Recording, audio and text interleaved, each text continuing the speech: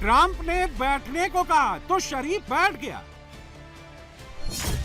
ऐसा लग रहा था कि बोर्ड ऑफ पीस की बैठक नहीं, किसी स्कूल की असेंबली चल रही थी, जहां ट्रंप टीचर के रोल में था और शहबाज शरीफ उस छात्र के रोल में था जो सिर्फ अपने टीचर को मक्खन लगाया जा रहा था, चमचागिरी करते जा रहा था। ट्रंप की चमचागिरी के मामले में शहबाज शरीफ ने अपना रिकॉर्ड 100% रखा, चापलूसी की सारी हदें पार कर दी। शहबाज ने ट्रंप को मैन ऑफ पीस और दक्षिण एशिया का उद्धारकर्ता तक बता डाला। शरीफ ने और क्या क्या कहकर ट्रंप को मक्खन लगाया, अब ये सुनिए।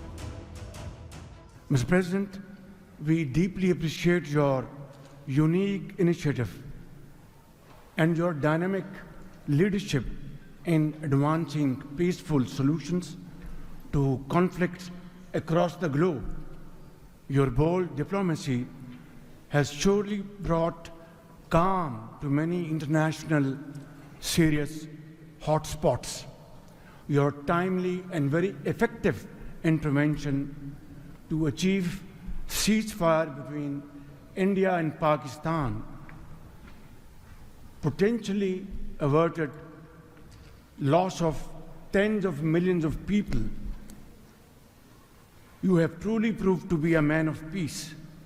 And let me say, Mr. President, you are truly savior of South Asia. Shahbaz को लगा कि ट्रंप की लीडरशिप को डायनामिक बताकर वो उनके गुड बुक्स में आ गया। मुनीर के एक और फ्री लंच का जुगाड़ हो गया। लेकिन मजे की बात तो ये थी कि शहबाज खड़े खड़े ट्रंप की जुबानी मोदी की तारीफ सुनता रहा।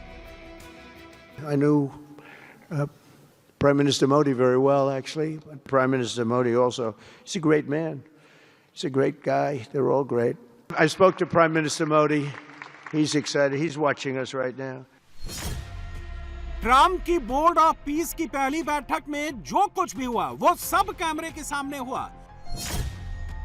और कैमरे ने यह भी कैप्चर किया कि कैसे पाकिस्तान के वजीर आजम को ग्रुप फोटो में भी बिल्कुल कोने में खड़े कर दिया गया, वो भी आगे नहीं पीछे। ग्रुप फोटो में शरीफ को सेंटर से दूर बिल्कुल किनारे खड़ा किया गया, जैसा कि आप इस तस्वीर में देख सकते हैं। ट्रंप बीच में थे, उनके साथ अमेरिकी उपराष्ट्रपति और विदेश मंत्री थे। पीछे सऊदी अरब, कतर और इंडोनेशिया के नेता दिखे। शरीफ पिछली लाइन में दाहिने किनारे पर खड़ा दिखाई दिया। पिछली बार जब ट्रंप ने बोर्ड ऑफ पीस को लॉन्च किया था, उस वक्त शरीफ कूदकर ट्रंप के ठीक पीछे खड़ा हो गया था, लेकिन चंद हफ्तों में ही पाकिस्तान को उसकी औकात पता चल गई। ट्रंप ने मुनीर और शहबाज को उनकी हैसियत दिखा दी और इसके बाद पाकिस्तानियों ने ही अपने वजीर आजम की क्लास लगा दी। जो प्राइम मिनिस्टर शहबाज शरीफ हैं वो पधार चुके हैं अमेरिका। एग्जैक्टली अमेरिका पहुंच चुके हैं शहबाज शरीफ साहब के। मुझे लगता है कि अब तो ज़्यादा दिन अमेरिका में गुजरते हैं पाकिस्तान से, बहुत ही ज़्यादा चक्कर वो यहाँ पे लगा चुके हैं। और क्योंकि प्रेसिडेंट ट्रंप उनको बहुत ज़्यादा खूब वेलकम भी करते हैं और गले लगा लगा कर उनसे बातचीत भी करते हैं और उनको बड़ा क्रेडिट भी देते हैं और उनको बहुत आगे कर कर के वो जो भी बुलवाना चाहते हैं, जो भी कहते हैं, वो शहबाज शरीफ साहब बोलते भी हैं और बाद में फिर वो कह भी देते हैं कि देखें जब आप एड लेते हैं, किसी से कर्जा लेते हैं, तो फिर जो अगले कहते हैं वो आपको करना पड़ता है। लेकिन एनीवे वो यहाँ पर एक बार फिर पहुँच चुके हैं पाकिस्तान के प्राइम मिनिस्टर शहबाज शरीफ। और वो किस लिए पहुँचे हैं? वो गाज़ा पीस बोर्ड की मीटिंग में शरीक होने के लिए पहुंचे हैं। प्राइम मिनिस्टर शहबाज शरीफ साहब जो हैं वो अमेरिका गए और पीस बोर्ड का हिस्सा बनने के लिए ट्रंप के साथ। तो पाकिस्तान को तो जब जब अमेरिका ने बुलाया है, जब जब लिफ्ट कराई है, बात की है, तो कोई ना कोई डिमांड हमारे साथ रखी है। सर यहाँ पे हम किस मुश्किल में फंसने जा रहे हैं? बोर्ड ऑफ पीस का इजलास हुआ है, उसमें प्राइम मिनिस्टर ने शिरकत भी की है। कमिटमेंट्स तो ये कर, तो ये इनके लिए अब मसला बना हुआ है कि इन्होंने अमेरिका को भी खुश करना है और यहाँ पे भी लोगों को नाराज है। अब देखें ना, इस वक्त मुल्की हालात नाजुक हैं, मुल्क के अंदर इंस्टेबिलिटी है और हर मुल्क के साथ इस वक्त, इंडिया के साथ, अफगानिस्तान के साथ, ईरान के साथ ही बिल्कुल डेडलॉक है। कोई प्रोग्रेस नहीं हो रही, कोई बातचीत आगे नहीं बढ़ रही, कोई मुल्क अब आपको कर्ज देने को तैयार नहीं है। बिल्कुल। और नहीं, आप काम नहीं करेंगे कब तक कोई कर्ज देगा सर? एक हद होती है कर्ज देने की भी और लेने की भी, इन्होंने तो कोई लिमिट ही नहीं रखी है।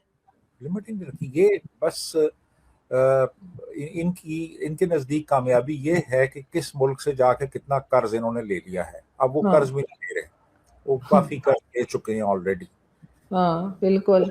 ऑलरेडी कर्ज दे चुके हैं।